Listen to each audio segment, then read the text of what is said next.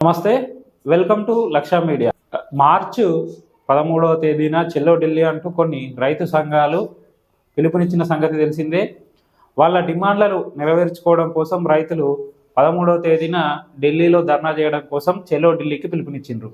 అయితే ఢిల్లీ సరిహద్దుల్లో ఒక యుద్ధ వాతావరణం నెలకొన్నది. మరీ ముఖ్యంగా చూసుకున్నట్టయితే పంజాబ్ అట్లాగే హర్యానా బార్డర్లోని శంభు వద్దనైతే ఒక యుద్ధ వాతావరణం నెలకొన్నది. అక్కడ రైతులను చెదరగొట్టేందుకు భద్రతా సిబ్బంది టీఆర్ గ్యాస్ ప్రయోగం చేసిండ్రు, బాష్ప వాయువును ప్రయోగించిండ్రు.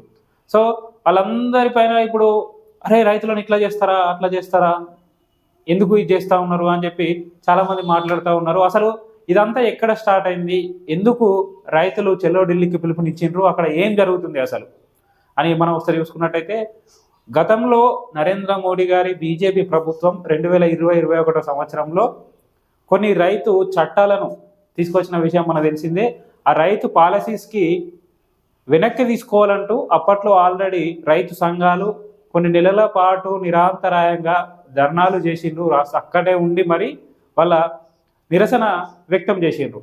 సో నరేంద్ర మోడీ గారి బీజేపీ ప్రభుత్వం రైతు చట్టాల విషయంలో వెనక్కి తగ్గింది. సరే, రైతులకు అన్యాయం చేసే ఏ చట్టాలైనా మేము తీసుకురాము, మీ మద్దతు ఉంటేనే మీకు మంచి జరిగే విషయం అయితే ఓకే కానీ అని చెప్పి, మీకు అన్యాయం జరుగుతుందంటే వెనక్కి తగ్గుతామని చెప్పి, సంతోషంగా వెనక్కి తగ్గుతామని చెప్పి రైతు చట్టాలను వెనక్కి తీసుకుంది, వాటిని అమలు చేయలేదు. సో అప్పటి వరకు అక్కడ ముగిసిపోయింది. తర్వాత ఇన్ని రోజుల తర్వాత, దాదాపు 3 సంవత్సరాల తర్వాత ఇప్పుడు మళ్ళీ వీళ్ళు ధర్నా కోసం సిద్ధమైనరు, నిరసన వ్యక్తం చేయడానికి సిద్ధమైనరు. ఎందుకు అని అంటే, వీళ్ళు చెప్తున్నటువంటిది ఏంటి అని అంటే, ఎంఎస్పి మినిమం సపోర్ట్ ప్రైస్ అంటే ఒక పంటకు మద్దతు ధర కావాలనేటువంటి ఉద్దేశంతో వీళ్ళు వ్యక్తం చేయడానికి చెల్లో ఢిల్లీకి పిలుపునిచ్చిండ్రు. మరి నిజంగా వీళ్ళకి ఏం కావాలి అని అంటే, వీళ్ళు ఎంఎస్పి ఒక్కటే చెప్తా ఉన్నారా? మరి చాలామంది రైతులు రైతులు వాళ్ళ మద్దతు ధర కోసం, వాళ్ళ డిమాండ్ల కోసం వాళ్ళు నిరసన కార్యక్రమాలు చేయడానికి వస్తుంటే ఎందుకు ఆపుతున్నారు, ఎందుకు టీఆర్ గ్యాస్ ప్రయాణం చేస్తున్నారు, వాళ్ళు ఇంతమంది గాయాలైనాయి, ఇదైనాయి, అదైనా అని చెప్పి చాలామంది బెంగ పెట్టుకుంటా ఉన్నారు. వాస్తవంగా మీరు ఒకసారి గమనిస్తే వీళ్ళు నిజంగా అసలు రైతులేనా? ఓకే, రైతు సంఘాలు ఇందులో ఇన్వాల్వ్ అయి చేపిస్తూ ఉన్నాయి, చేస్తున్నారు. మరి వీళ్ళ డిమాండ్లు ఏంటిదని అంటే, మనం కూడా ప్రజలందరూ ఆలోచించాలి. చాలామంది రైతులు ఉన్నారు, అందరు రైతులు పోయి అక్కడ వేయట్లేదు. కొంతమంది రైతులు పంజాబ్ హర్యానాకు చెందినటువంటి రైతులు, రాజస్థాన్కు చెందినటువంటి వాళ్ళు కొంతమంది ఉన్నారు, అట్లాగే యూపీకి సంబంధించినటువంటి కొంతమంది రైతులు కూడా ఉన్నారు. మరి వీళ్ళకి నిజంగా ఏం కావాలంటే ఎంఎస్పి ఒకటేనా అని అంటే, దాంతో చర్చ పెట్టచ్చు. చర్చ పెట్టి సార్ మాకు ఇది కావాలి అని చెప్పి ప్రభుత్వాన్ని డిమాండ్ చేయొచ్చు, నిరసన కార్యక్రమాలు చేయొచ్చు, అది అంతవరకు ఓకే.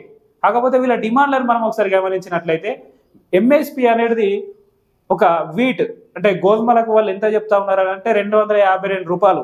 అంటే ఇప్పటి వరకు ఏదైతే ఉన్నదో దానికన్నా డబల్ కాదు, ట్రిపుల్ కాదు, 11 టైమ్స్ ఎక్కువగా చెప్తా ఉన్నారు.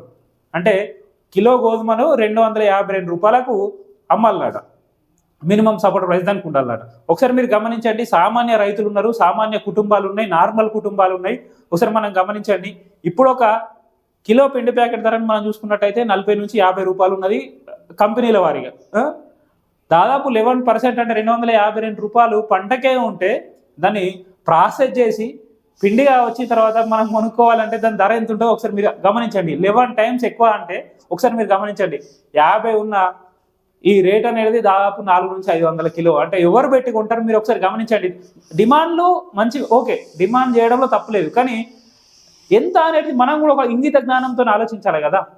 ఏ లెక్క ప్రకారంగా, దేని ప్రకారంగా, దేని ఆధారంగా 252 రూపాయలు డైరెక్ట్గా 11 టైమ్స్ ఎక్కువగా వీళ్ళు డిమాండ్ చేయడం అనేది ఎంతవరకు కరెక్ట్?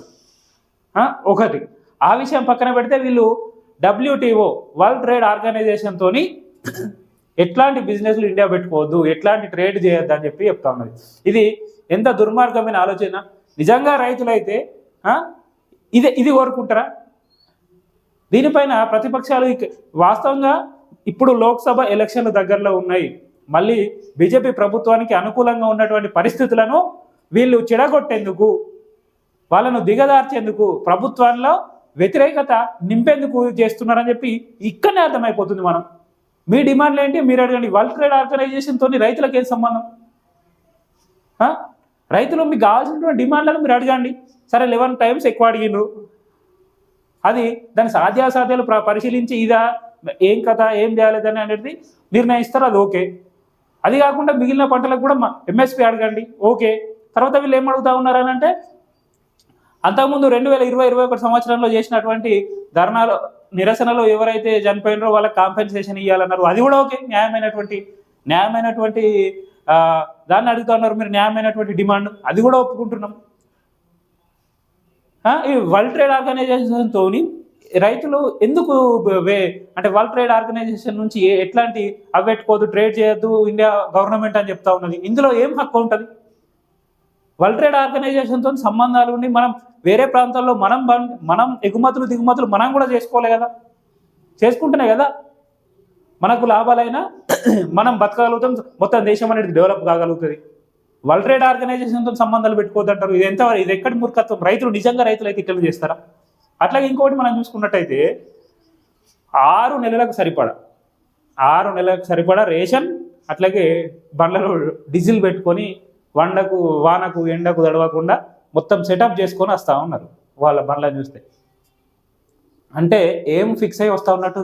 నిజంగా వీళ్ళ వెనక ఎట్లాంటి దురుద్దేశం లేకపోతే, నిజంగా రైతుల వెనక ఎట్లాంటి దురుద్దేశం లేకపోతే 6 నెలలకు సరిపడా బియ్యం అవసరమా మీకు? 6 నెలలకు సరిపడా రేషన్ అవసరమా? 6 నెలలకు సరిపడా డీజిల్ బెంజ్ కార్లలో వస్తారా రైతులు? బెంజ్ కార్లు వేసుకొని రైతులు వస్తారా? ఒక నిజంగా సామాన్య రైతు అనేది 6 నెలలు ఎట్లాంటి పని చేయకుండా ఒక నిరసన కార్యక్రమంలో పాల్గొంటే ఆయన ఏమవుతాడు, ఆయన కుటుంబం ఏమవుతుంది, ఏదవుతుంది? మీరు చూడండి, ఇంతమంది రైతులు ఉన్నారు దేశం మీద, 6 నెలల పాటు మీరు ఫిక్స్ అయ్యి వస్తూ ఉన్నారంటే దీని వెనుక ఎట్లాంటి దురుద్దేశం లేకపోతే ఎందుకు వస్తారు? నిజంగా మీ డిమాండ్లు న్యాయమైన అయితే ప్రభుత్వంతో కూర్చొని మాట్లాడండి. రైతు సంఘాలు ఉన్నాయి కదా, రైతు సంఘాలు పోయి పిఎం గారిని కలవండి. ఇంకొక విషయం ఏంటంటే వీళ్ళు టార్గెట్గా పిఎం ఇంటిని అట్లాగే హోమ్ మినిస్టర్ ఇంటిని టార్గెట్గా ఉన్నట్టుగా ప్రధాన నేషనల్ మీడియాలో సైతం వార్తలు వచ్చినాయి. ఇంకా ఏం చెప్తున్నారు, నేను ఒక రిపోర్టర్, మీరు ఆల్రెడీ చూసే ఉంటారు, ఒక న్యూస్ వైరల్ అయితే ఉన్నది. ఒక రిపోర్టర్ పోయి రైతు మీ డిమాండ్లు ఏంటిదని అంటే ఖలిస్తానీ పంజాబ్ అట, ఖలిస్తాన్ని కావాలని చెప్పి, ఖలిస్తాన్ దేశం కావాలని చెప్పి వాళ్ళ డిమాండ్ అట. ఎక్కడి మూర్ఖత్వం? సొంత దేశం కావాలన్నట వీళ్ళకు. ఇదేనా రైతులు కోరుకునేది? ఇదేనా? మీరు చెప్పండి. ఖలిస్తాన్ దేశం, ఖలిస్తాన్ జెండాతో పాటు చూస్తూ ఉన్నాం మనం. పంజాబ్ హర్యానా దగ్గర అనుకుంటా మనం చూసినాం, నిన్న నుండి వైరల్ అవుతా ఉన్నది ఆ వీడియో. ఇదెక్కడి న్యాయం? సపరేట్ దేశం కావాలా వీళ్ళకు? అంటే కావాలని వీళ్ళ వెనుక ఒక కుట్ర, పెద్ద భారీ కుట్ర నడుస్తూ ఉన్నది. ఏంటిదనంటే ఎలక్షన్ టైంలో ఇప్పుడు ఏదో ఒక ఆందోళన వ్యక్తం చేసి ఏదో ఒక రకంగా బీజేపీ ప్రభుత్వాన్ని ఎక్కియద్దు, బీజేపీ ప్రభుత్వం మళ్ళీ ఒకసారి అధికారంలోకి రావద్దు. ఎందుకనంటే ఇప్పుడే చూస్తూ ఉన్నారు ఖలిస్తానీ జెండా, పాకిస్తానీ జెండాలు, వివిధ వేరే నిరసనలలో పాకిస్తానీ జెండాలు, ఇట్లా వివిధ దేశాలకు సపోర్ట్గా నిలుస్తూ ఉన్నారు మన దేశంలో ఉన్నటువంటి దేశ ద్రోహులు. నిజంగా రైతులైతే రైతుల డిమాండ్లను 100% స్వాగతిస్తాం. పంటలపైన ఎంఎస్పి కొరకు కొట్లాడండి, okay, we agree, we support. అట్లాగే కాంపెన్సేషన్, ఎవరైతే అలా చనిపోయినరో లేకపోతే ఎవరికైతే గాయాలైనో కంపెన్సేషన్ కూడా ఓకే. అట్లాగే వీళ్ళు చెప్తా ఉన్నారు రైతులకు 10,000 వరకు, ఎవరైతే 60 సంవత్సరాలు దాటుతాయో 60 సంవత్సరాలు దాటిన రైతులకు 10,000 ప్రతి నెల పెన్షన్ ఇవ్వాలట. ఏ రైతులకు? బెంచ్ కార్లో తిరిగే రైతులక? ఎవరికి? ఏ లెక్కన? అంటే ఈ పంట పండించే వారికా, ఆ పంట పండించే వారికా, ఎట్లా రైతులంటే ఎకరంలో పున్నులక 10 ఎకరం? ఏంటిది మీ డిమాండ్? ఏంటి? 10,000 రూపాయలు పెన్షన్ ఇవ్వాలట.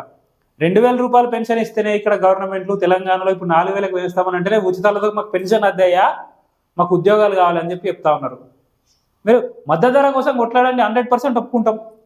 పెన్షన్లు కావాలట 10,000, అది కూడా సరే. ఆ డిమాండ్ కూడా పెట్టండి, నిర్ణయాలు వాళ్ళు తీసుకుంటారు, మీరు చర్చించండి, రైతులు ప్రభుత్వంతో చర్చించండి, సాధ్యాసాధ్యాలు చర్చించిన తర్వాత ఒక పరిష్కారానికి రండి. వరల్డ్ ట్రేడ్ ఆర్గనైజేషన్తో రైతులకి ఏం సంబంధం?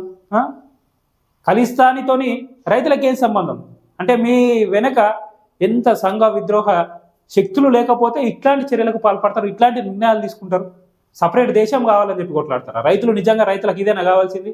రైతు ముసుగులో బీజేపీ ప్రభుత్వాన్ని, నరేంద్ర మోదీ ప్రభుత్వాన్ని గద్దెదించాలి అనే ఒక కుట్రతో వీళ్ళు చేస్తున్నటువంటిది తప్ప వేరే ఏ ఉద్దేశం లేదు.